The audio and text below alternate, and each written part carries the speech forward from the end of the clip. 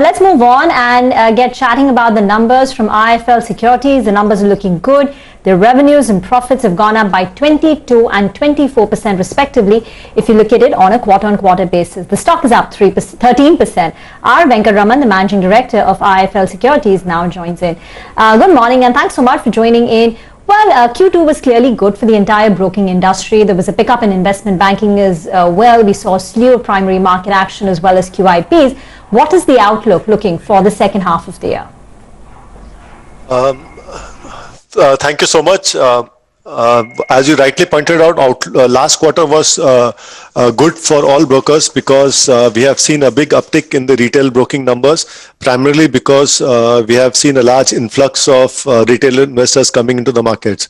It is very difficult to give an outlook on a quarter-on-quarter basis simply because these are too difficult to call. But if you ask me on a very long-term perspective, I think structurally India is on a cusp of a major change because of 2-3 reasons.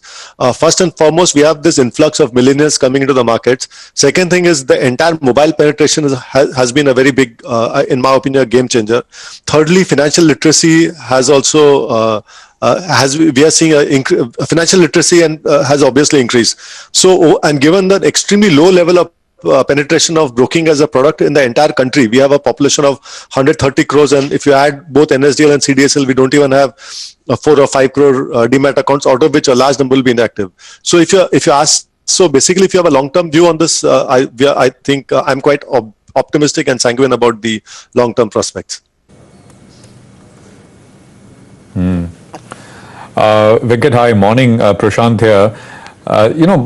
So 2 things. One, the dominance of players like Zerodha, Upstox. I mean, for example, if you look at the month of September, Upstox basically is the number 2 player now. It's overtaken ICICI Securities. The pace of addition with some of these new age tech-based platforms and their appeal to what you described as new investors, millennials coming to the market seems to be very high. Just look at the pace of additions for these 2 players as compared to the older traditional brokers. Of course, I mean, the older traditional brokers are also not older. They're also innovating and, they're doing everything they can. But structurally, we might be on the cusp of a change. But isn't it also true that structurally commission rates and broking, etc., broking fees, etc., is down. It's going to remain down and will keep going lower. At least that's the experience worldwide. Your thoughts?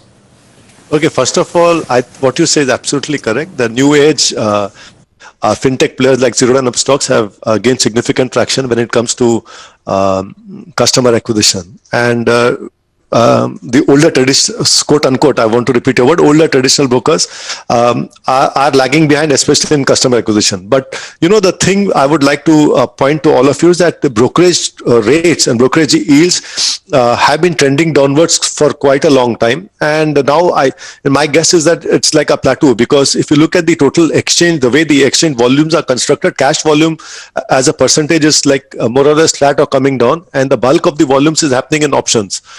And so even optically the number is down is because the trading volume reflects not only the premium but also the overall cost. So even so basically, in our opinion, the way we look at the market is there's a market for everyone. We cannot, of course, the new millennials are coming in and they are driving the customer addition, so to say.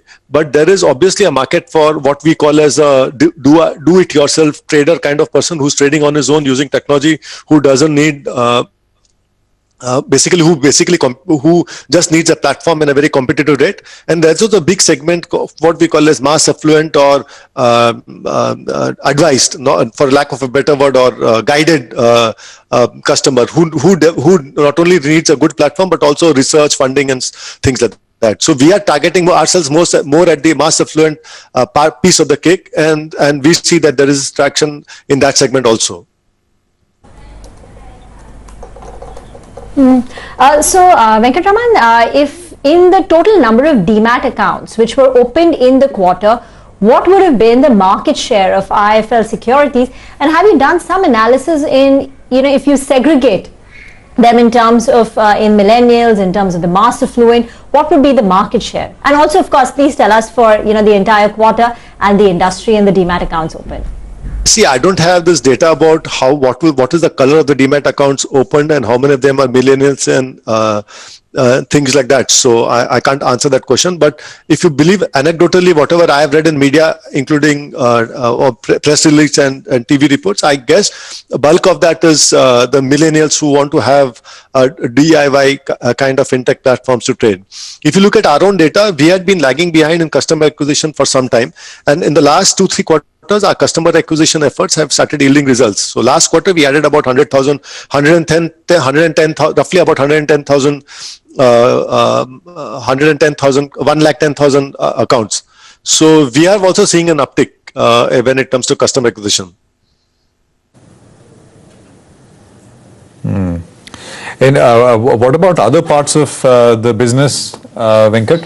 I mean, iBanking, as etc. What's the outlook? In the opening remarks, you said that this quarter was good.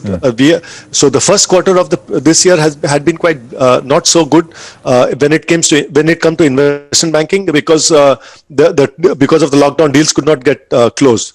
But this quarter we have closed we did about 3 QIPs and 1 share buyback.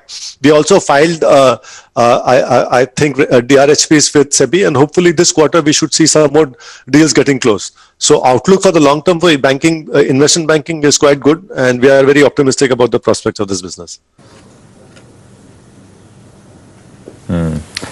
Venkat, thank you very much. Good luck. Appreciate you joining in and running us through how you see things for IIFL Securities going forward. Thanks very much. 95 points, 11,856 is where